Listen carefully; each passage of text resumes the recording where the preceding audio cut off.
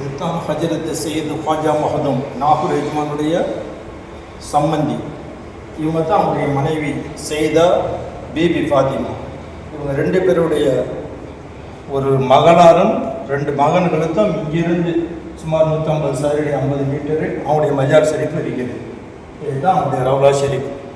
இதுதான் இப்போ தற்பொழுது இந்த 2026 வரை உள்ள அமைப்புகள். இன்னும் பாக்கி சுற்றுப்பாதையெல்லாம் இன்ஷா அல்லாஹ் நிறைவேற்றி கொடுப்பான்.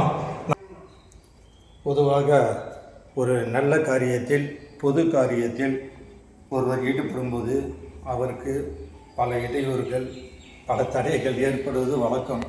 அதேபோல் எனக்கும் இந்த தர்பாரை புறநம்பிக்க ஆரம்பித்த 2009 காலகட்டத்திலிருந்து இன்றைய காலம் வரை பல எனக்கும் குறுக்கீடுகள் இடுவர்கள் தடைகள் இருந்து கொண்டது தான் இருக்கிறது.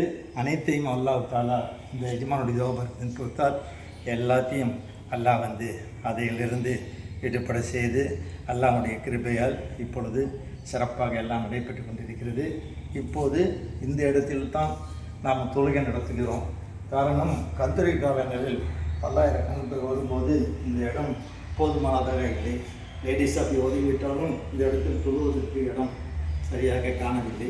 அதனால் வெளிப்புறத்தில் ஒரு பள்ளிவாசல் கட்டுற அளவுக்கு நான் சொந்தமாக இடம் ஏற்பாடு செய்து நான் வைத்திருக்கிறேன். அதில் தனியாக ஒரு பள்ளிவாசல் அமைப்போடு கட்டினால் இந்த எதிர்க்கே ஒரு 100 மீட்டர் தொலைவில் தான் நாகூர் டு திருவாரூர் மெயின் சாலை இருக்கிறது. டெய்லி நூற்றுக்கணக்கான வாகனங்கள் அந்த பக்கம் சென்று கொண்டு வந்திருக்கிறது. அந்த சமயத்தில் அந்த வழியே செல்பவர்கள் தன்னுடைய 5 கால கடமையான தொழுகையை நிறைவேற்றுவதற்கு இந்த முகப்பு பள்ளிவாசலை பார்த்தால் இங்கே தனது தொழுகையை நிறைவேற்றிவிட்டு செல்வதற்கு ரொம்ப வசதியாக இருக்கும், ஓய்வெடுக்கிறதுக்கும் வசதியாக இருக்கும். அதனால் வெளிப்புறத்தில் இடமும் நான் தேர்வு செய்து வைத்திருக்கிறேன். அதை அல்லாஹ் தாலா அந்த பள்ளிவாசலின் தனியாக அமைத்து கொடுத்து வரக்கூடிய பக்தர்களுக்கும் வழிப்போர்கள் செல்வதற்கும் 5 கடமையை நிறைவேற்றுவதற்கும் ஓய்வெடுப்பதற்கும் ஜியாரத்து செய்வதற்கும் அல்லாஹ் ஏற்பாடு செய்வான் என்று முழுமையாக நம்புகிறேன். இதற்கு முழுக்க அனைத்து மக்களும் முழு ஒத்துழைப்பு தெரிவார்கள். குறிப்பாக என்னுடைய மகன்கள் 4 முழுமையான வருமானத்தை கொண்டு தான் இதை நான் செயல்படுத்தி கொண்டிருக்கிறேன். அல்லாஹ் தாலா அவங்களுக்கும் உங்களுக்கும் அனைத்து நற்பயன்கள் கொடுக்க வேண்டும் என்று எல்லாம் அல்லாஹ்விடம் இந்த பாஷாவுடைய துவாரத்தை கொண்டு நான் துவா செய்து கொண்டிருக்கிறேன்.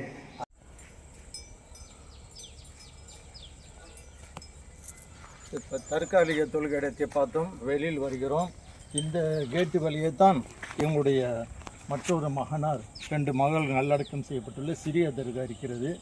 இங்கிருந்து நேராக 2வது கிலோமீட்டரில் தான் நாகூர் தர்கா உள்ளது. நாகூர் தர்கா விட்ட ஆலிய ரோடு தான் இது மெயின் ரோடு. இது இங்கே தர்காவுடைய முகப்பு பகுதி இருக்குது.